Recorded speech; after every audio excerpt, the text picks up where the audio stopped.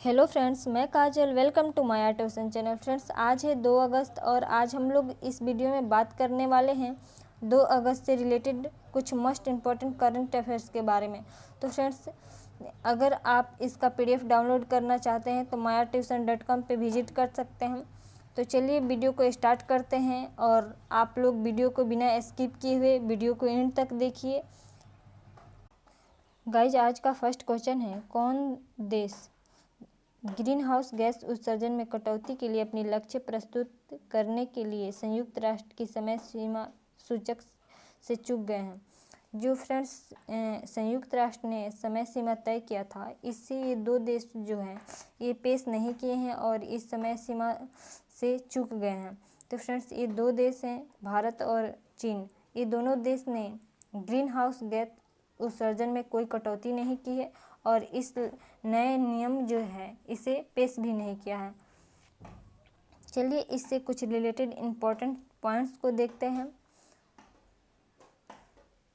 चीन और Bharat green house gas उत्सर्जन में कटौती के दिए अपने नए लक्ष्य प्रस्तुत नहीं कर पाए हैं और संयुक्त राष्ट्र की दी हुई समय सीमा में यह जो ग्रीन हाउस गैस की प्रस्तुति पेश करनी थी वो नहीं पेश कर पाए हैं।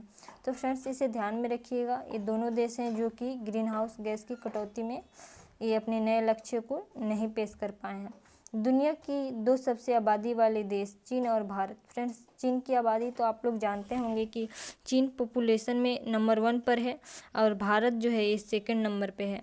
तो फ्रेंड्स, ये 2 देश जो है ये बहुत ही आबादी वाला देश है और ये 2 देश ही जब ग्रीन हाउस गैस के उत्सर्जन में कटौती नहीं करेंगे तो और देश से क्या उम्मीद रखी जा सकती है।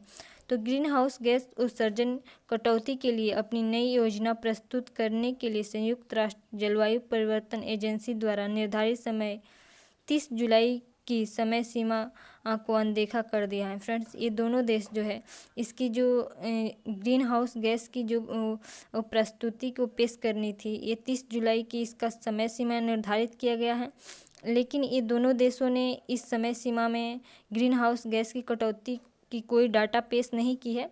तो वो फ्रेंड्स, इसे ध्यान में रखिएगा, चीन और भारत हैं जो ये डाटा पेश नहीं की हैं।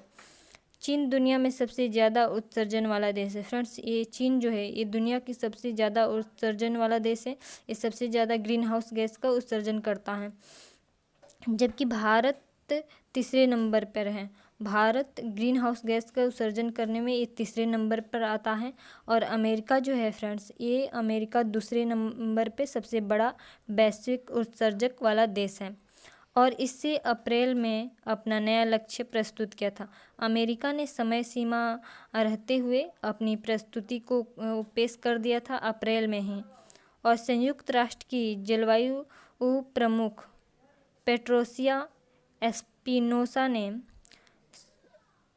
संयुक्त राष्ट्र की जो जलवायु प्रमुख हैं पेट्रोसिया एस्पिनोसा हैं।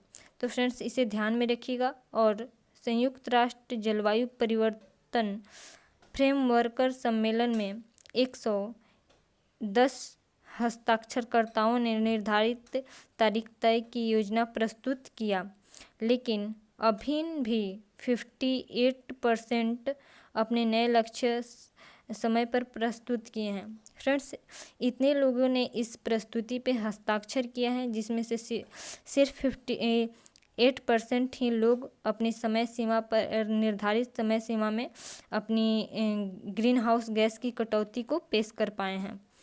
सऊदी अरब, दक्षिण अफ्रीका, सीरिया और 82 अन्य राष्ट्र भी इस संयुक्त राष्ट्र के लिए अपनी राष्ट्रीय स्तर पर निर्धारित तारीख तक अपना नया लक्ष्य प्रस्तुत करने में असफल रहे हैं। तो फ्रेंड्स, बहुत सारे देश हैं, लेकिन ये 2 देशों पे इसलिए ज़्यादा फोकस किया गया है कि ये 2 देश जो है ना ये बहुत आबादी वाले देश हैं। तो इसके कारण ही इन 2 देशों को वो ज़्यादा फोकस किया गया है कि ये जब अपनी ग्रीन हाउस गैस में कटौती नहीं करेंगे तो फिर और देशों से क्या उम्मीद रखी जा सकती है। तो फ्रेंड्स, चलिए नेक्स्ट क्वेश्चन देखते हैं। नेक्स्ट क्वेश्चन है, हाल ही में किस देश की आक्रामकता के खिलाफ भारत और तिब्बत सहयोग मंच 20 अक्टूबर को विरोध दिवस मनाएगा। फ्रेंड्स, ये हाल ही में 20 अक्टूबर को विरोध दिवस मनाने वाले हैं। भारत और तिब्बत के सहयोगी मंच, ये दोनों देश जो है इनके मिलकर के सहयोग से विरोध दिवस मनाने वाले हैं। तो फ्रेंड्स ये किस देश के खिलाफ मनाने वाले हैं, तो इसे देखते हैं। ये चीन के खिलाफ मनाने वाले हैं। फ्रेंड्स चीन की बढ़ती आक्रामकता को और ये बहुत ही आतंकवादियों को बढ़ावा दे रहा है, तो इसलिए दोनों देशों ने यह फैसला लिया है कि 20 अक्टूबर को विरोध दिवस मनाया जाएगा। तो ये चीन देश के खिलाफ मनाने वाले हैं। तो चलिए इससे कुछ रिलेटेड इम्पोर्टेंट पॉइंट्स को देखते हैं जो कि ये हमारे एग्जाम के पॉइंट ऑफ व्यू से मस्ट इम्पॉर्टेंट है। भारत तिब्बत सहयोग मंच ITCF ने वर्ष 1962 में, अरुणाचल प्रदेश में वर्ष 1962 में भी इसे मनाया गया था अरुणाचल प्रदेश में, एवं वर्ष 2020 में लद्दाख में चीन की आक्रामकता के खिलाफ 20 अक्टूबर को विरोध दिवस मनाया गया था।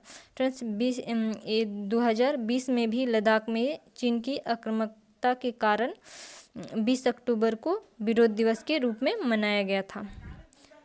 ITCF की पदाधिकारी रिंचेन खांडू ने कहा कि इस योजना में धर्मशाला स्थित केंद्रीय तिब्बती प्रशासन के नवनियुक्ति अध्यक्ष पेम्पा सिरिंग भी शामिल होंगे। फ्रेंड्स पेम्पा सिरिंग जो है ये प्रशासन के नवनियुक्त अध्यक्ष हैं जो कि इस विरोध दिवस में शामिल होने वाले हैं। शेरिंग दुनिया भर के निर्वासित तिब्बतियों की सर्वोच्च नेता हैं। फ्रेंड्स शेरिंग जो है ये जो निर्वासित तिब्बती हैं इनकी सर्वोच्च नेता हैं। और फ्रेंड्स गुवाहाटी बैठक के दौरान उन्होंने कहा कि ITCF एवं भारतीय तिब्बत समर्थक समूह 20 अक्टूबर को ताइवान में भी समारोह आयोजित करेगा। फ्रेंड्स ये गुवाहाटी के बैठक में बताया गया है कि ITCF एवं भारत तिब्बत समर्थक के लोग जो हैं ये 20 अक्टूबर को ताइवान में भी चीन के खिलाफ विरोध दिवस मनाएंगे। चीन की सेना People's Liberation Army PLA Tibet में अपने सैनिकों को रॉकेट लॉन्च और मोर्टार बम का इस्तेमाल करने का ट्रेनिंग दे रहा है। फ्रेंड्स ये हाल ही में चीन का जो सैनिक है पीपल्स लिबरेशन आर्मी ये रॉकेट लॉन्च करने और मोर्टार बम को इस्तेमाल करने की ट्रेनिंग दे रही है। और ये तिब्बत में इस सैनिकों को ट्रेनिंग दी जा रही है। यहाँ पर जो तिब्बत में जंग की स्थिति जैसी परिस्थिति में इनको ट्रेनिंग दिया जा रहा है। और निगेसिया में संयुक्त युद्धाभ्यास में चीन और रूस के 1 से ज़्यादा जवान होंगे। यहाँ पर 1000 होगा, 1000 से ज़्यादा जवान होंगे और यह अभ्यास अगस्त से शुरू होगा। फ्रेंड्स ये जो अभ्यास होने वाला है सिंगेसिया में ये चीन और रूस के संयुक्त अभ्यास होने वाला है जिसमें दोनों देशों के 1000 जवान शामिल होंगे और यह अगस्त में शुरू होने वाला है। तो फ्रेंड्स इसे ध्यान में रखिएगा, ये सभी पॉइंट जो है बहुत ही इम्पोर्टेंट है। तो चलिए नेक्स्ट क्वेश्चन को देखते हैं। नेक्स्ट क्वेश्चन है, हाल ही में किस देश के पूर्व प्रधानमंत्री व्यापार संबंधों को मजबूत करने के लिए भारत के दौरे करने वाले हैं? तो फ्रेंड्स ये हैं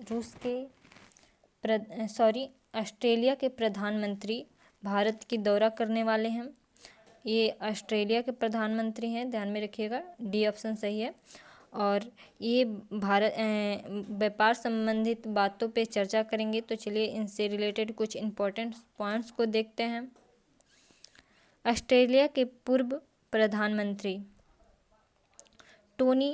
इनका नाम टोनी एबोट हैं और यह अगस्त में भारत का दौरा करेंगे। फ्रेंड्स ये हाल ही में आने वाले हैं और इस दौरान वहाँ व्यापार रणनीति, साझेदारी, CSP के तहत आर्थिक और व्यापार संबंधों को मजबूत करेंगे। फ्रेंड्स, ये इनका मकसद यही है, भारत की दौरा करने पे व्यापार और आर्थिक संबंधों को मजबूत करना। ऑस्ट्रेलिया के शिक्षा और युवा मंत्री डैन तेहान ने इस बात को बताया कि ऑस्ट्रेलिया के पूर्व प्रधानमंत्री भारत की दौरा करने वाले हैं। इसकी जो ये बात जो बताई है ऑस्ट्रेलिया के युवा मंत्री बताए हैं, शिक्षा और युवा मंत्री। एबॉट अपनी यात्रा के दौरान भारत के साथ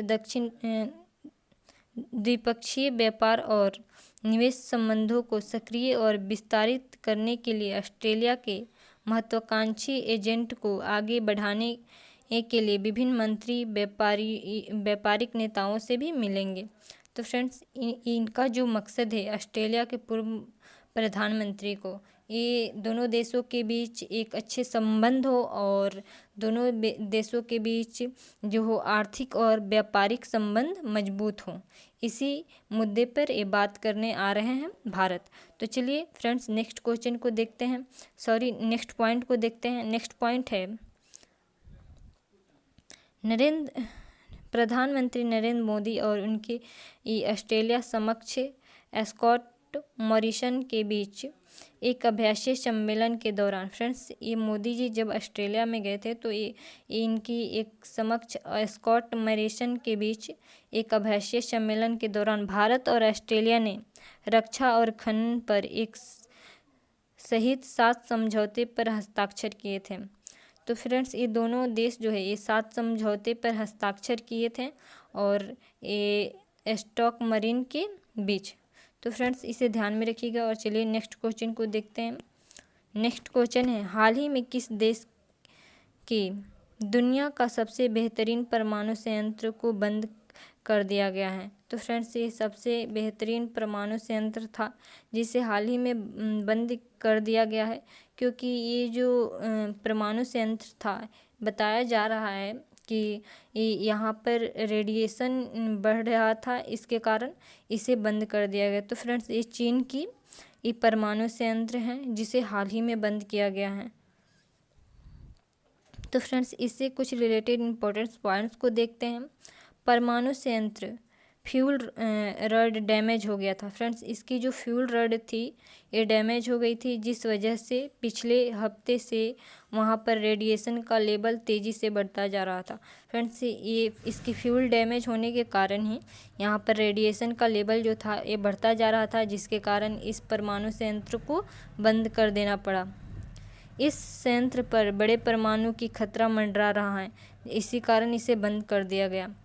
प्लांट के संचालक China general nuclear power group ने एक्सपर्ट से बात की और जिन्होंने इसे ताइसन परमाणु संयंत्र में यूनिट 1 को बंद करने की सलाह दी। फ्रेंड्स, ये ताइसन परमाणु संयंत्र है जिसमें फर्स्ट यूनिट को बंद कर दिया गया है। और फ्रेंड्स, ये 2 देशों की ये संयुक्त कंपनी थी, रूस की और चीन की। ताइसन दुनिया का पहला परमाणु संयंत्र है। फ्रेंड्स, इसे ध्यान में रखिएगा। ताइसन जो है ये दुनिया का सबसे पहला परमाणु संयंत्र था और जिसमें एक नया प्रकार का रिएक्टर लगा है जिसे EPR के नाम से भी जाना जाता है। तो ये सभी पॉइंट जो है बहुत ही इंपॉर्टेंट है, इसे ध्यान में रखिएगा।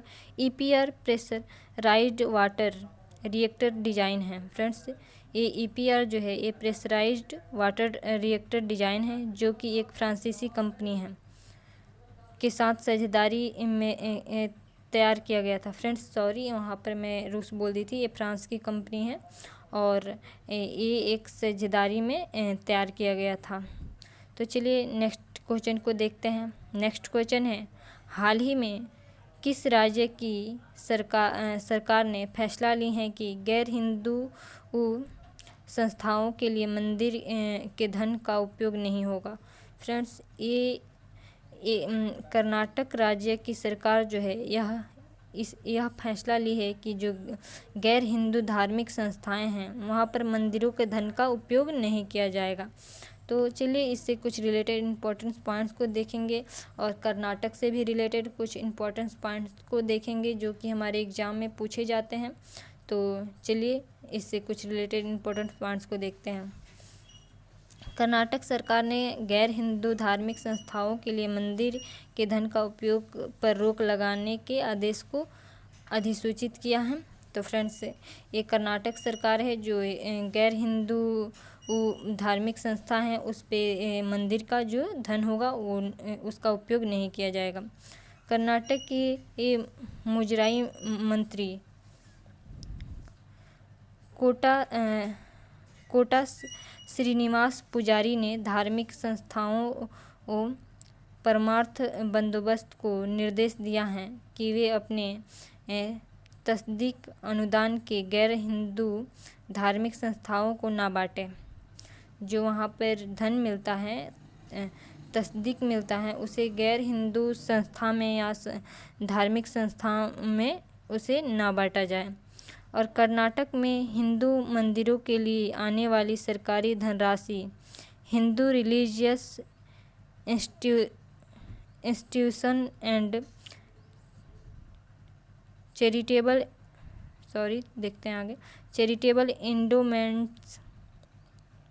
एंडोमेंट्स को विभाग द्वारा देखी जाती हैं। फ्रेंड्स, ये हिंदू रिलीजियस इंस्टीट्यूशन जो है चैरिटेबल एंडोमेंट को इसके द्वारा देखी जाती है। ये एक गवर्नमेंट धनराशि है जो कि हिंदू मंदिरों के लिए आती हैं। चलिए देखते हैं नेक्स्ट पॉइंट को। 34,500 हिंदू मंदिर में से 27,000 मंदिरों को वार्षिक 48,000 अनुदान मिलता है। फ्रेंड्स, 27 मंदिरों जो है इससे 48,000 रुपये अनुदान में आता है, तो इसे ध्यान में रखिएगा। और कुछ कर्नाटक से स्पेशल पढ़ेंगे, इससे रिलेटेड कुछ पॉइंट्स को देखेंगे जो कि एग्ज़ाम के पॉइंट ऑफ व्यू से इम्पोर्टेंट है। तो फ्रेंड्स, चलिए देखते हैं। कर्नाटक के राज्यपाल थावरचंद गहलोत हैं। तो फ्रेंड्स, इसे ध्यान में रखिएगा। कर्नाटक के जो राज्यपाल हैं थावरचंद गहलोत हैं। और कर्नाटक के प्रमुख नगर जो है हम्पी, बेलगाम, बीजापुर, हुबली, कोलार आदि, ये सभी जगह जो प्रमुख है, एक हिस्टोरिकल जगह से भी प्रमुख हैं क्योंकि इसे हिस्ट्री में भी पढ़ना है। यहाँ पर बहुत सारे राजवंश शासन किए हैं। और कर्नाटक के प्रमुख लोक नृत्य जो है यक्षगान है, इसे ध्यान में रखिएगा। और गांधी जी ने एकमात्र कांग्रेस अधिवेशन की अध्यक्षता जो है ये 1924 में बेलगाम में किया था। तो फ्रेंड्स, इसे ध्यान में रखिएगा। 1924 में बेलगाम में कांग्रेस अधिवेशन गांधी जी के नेतृत्व में हुआ था। भारत के सबसे बड़ा जलप्रपात जोग गुरसप्पा मैसूर कर्नाटक में है। फ्रेंड्स, ये हमेशा पूछे जाते हैं एग्जाम में कि गुरसप्पा जलप्रपात जो है ये कहाँ पर स्थित है। बंगलुरु को भारत का इलेक्ट्रॉनिक नगर तथा सिलिकॉन सिटी के रूप में जाना जाता है। और कर्नाटक का रत्न मैसूर को कहा जाता है। इस सभी पॉइंट को ध्यान में रखिएगा क्योंकि ये बहुत बार एग्जाम में पूछे गए हैं और आपकी एग्जाम के पॉइंट ऑफ व्यू से मोस्ट इम्पॉर्टेंट है। विश्व का सबसे विशाल गुंबज बीजापुर का गुंबज है। और भारत का बगीचा बेंगलुरु को कहा जाता है। केंद्रीय खाद्य प्रौद्योगिकी अनुसंधान संस्थान मैसूर में है। और बांदीपुर राष्ट्रीय उद्यान मैसूर में है। तुंगभद्रा अभयारण्य बिलारी में कर्नाटक में है। सदाशिव राव को कर्नाटक की गांधी कहा जाता है। और सोने की खान कोलार कर्नाटक में स्थित है। 1973 में मैसूर का नाम बदलकर कर्नाटक रखा गया था। तो फ्रेंड्स, इसे ध्यान में रखिएगा कि 1973 में मैसूर का नाम बदलकर कर्नाटक रखा गया था। नेक्स्ट क्वेश्चन है, हाल ही में PM Modi digital payment solution e-rupee को लॉन्च करने वाले हैं। यह कितने तारीख को लॉन्च होगी? फ्रेंड्स, अभी पीएम मोदी ने डिजिटल पेमेंट सॉल्यूशन ई-रूपी को लॉन्च करने वाले हैं। तो फ्रेंड्स, ये 2 अगस्त को ही लॉन्च करने वाले हैं, आज ही लॉन्च करने वाले हैं। चलिए इससे कुछ रिलेटेड इम्पोर्टेंट पॉइंट्स को देखते हैं। प्रधानमंत्री नरेंद्र मोदी 2 अगस्त को डिजिटल पेमेंट सॉल्यूशन ई को लॉन्च करने वाले हैं। और ई एक प्राइवेट ई वाउचर है जिसे national payment corporation of India यानी NPCI ने विकसित किया है। तो फ्रेंड्स इसे ध्यान में रखिएगा, इसे NPCI ने विकसित किया है। और ई के जरिए कैशलेस और कॉन्टैक्टलेस पेमेंट होगा, तो इसे ध्यान में रखिएगा। चलिए नेक्स्ट क्वेश्चन को देखते हैं। नेक्स्ट क्वेश्चन है, एलेक्जेंडर जेवरेव मेस सिंगल के चैंपियन गोल्ड जीतने वाले पहले टेनिस स्टार बने। फ्रेंड्स ये एलेक्जेंडर जो हैं ये पहले टेनिस स्टार बने हैं। ये किस देश के रहने वाले हैं? ये गोल्ड जीते हैं अभी जो वो टोक्यो ओलंपिक खेल हो रहा है तो इसमें इन्होंने गोल्ड जीता है। ये जर्मनी से संबंधित हैं। तो फ्रेंड्स ये जर्मनी के पहले चैंपियन हैं जो कि गोल्ड मेडल जीते हैं। एलेक्जेंडर सिंगल चैंपियन में गोल्ड मेडल जीते हैं। तो चलिए इससे रिलेटेड कुछ इम्पोर्टेंट पॉइंट्स को देखते हैं। जर्मनी के युवा टेनिस स्टार एलेक्जेंडर जेवरेव ने टोक्यो ओलंपिक 2020 में पुरुषों की सिंगल्स का खिताब जीता है। फ्रेंड्स ये सिंगल्स का खिताब जीते हैं। और फ्रेंड्स इसे ध्यान में रखिएगा, इनसे की जो पॉइंट है जो कि मोस्ट इम्पोर्टेंट है। और नेक्स्ट क्वेश्चन देखते हैं। नेक्स्ट क्वेश्चन है, हाल ही में PV सिंधु ने टोक्यो ओलंपिक में कांस्य पदक जीता है। ये किस देश से ये किस खेल से संबंधित है? फ्रेंड्स ये PV सिंधु जो है ये भारत की रहने वाली हैं और यह एक बैडमिंटन खिलाड़ी हैं। तो इसे ध्यान में रखिएगा। और इन्होंने कांस्य पदक जीता है। और अभी तक भारत जो है ये 2 पदक जीत लिया है, एक सिल्वर पदक और एक कांस्य पदक। बैडमिंटन में सिल्वर पदक और वेट लिफ्टिंग में सिल्वर पदक और बैडमिंटन में कांस्य पदक जीती हैं PV सिंधु। भारत के स्टार बैडमिंटन खिलाड़ी PV सिंधु ने चीन की बिंग जियाओ को हराकर कांस्य पदक जीता है। PV सिंधु ने भारत का दूसरा पदक ले आई हैं। तो फ्रेंड्स ये इम्पोर्टेंट है, अभी तक भारत का दो ही पदक मिला है। चीन सबसे आगे हैं पदक जीतने में, अभी तक 19 पदक जीत लिया है चीन। तो चलिए नेक्स्ट क्वेश्चन को देखते हैं। एमा मैकॉन ने टोक्यो ओलंपिक में सिंगल ही 7 मेडल जीतने वाली पहली महिला तैराकी बनी। यह किस देश की रहने वाली हैं? तो फ्रेंड्स ये एमा जो हैं ये 7 मेडल जीती हैं और इन्होंने 7 मेडल का रिकॉर्ड बना लिया है, जो कि पहली महिला हैं। तो फ्रेंड्स ये किस देश से रिलेटेड है? तो फ्रेंड्स चलिए इससे देखते हैं कि ये किस देश से रिलेटेड। फ्रेंड्स ये ऑस्ट्रेलिया की रहने वाली हैं। एमा जो है एमा मैकॉन ने ऑस्ट्रेलिया की रहने वाली हैं, जो कि टोक्यो ओलंपिक में 7 मेडल जीता है। और ये तैराकी में 7 मेडल जीता है। तो चलिए इससे कुछ रिलेटेड इम्पोर्टेंट पॉइंट्स को देखते हैं। एमा मैकॉन ने 1 अगस्त को टोक्यो ओलंपिक में महिलाओं की मेडल रिले में ऑस्ट्रेलिया की जीत के साथ अपना ऐतिहासिक 7वां तैराकी पदक जीत ली हैं। फ्रेंड्स यहाँ पदक होगा, पदक जीत ली हैं। तो फ्रेंड्स ये इम्पोर्टेंट है, इसे ध्यान में रखिएगा। चलिए नेक्स्ट क्वेश्चन को देखते हैं।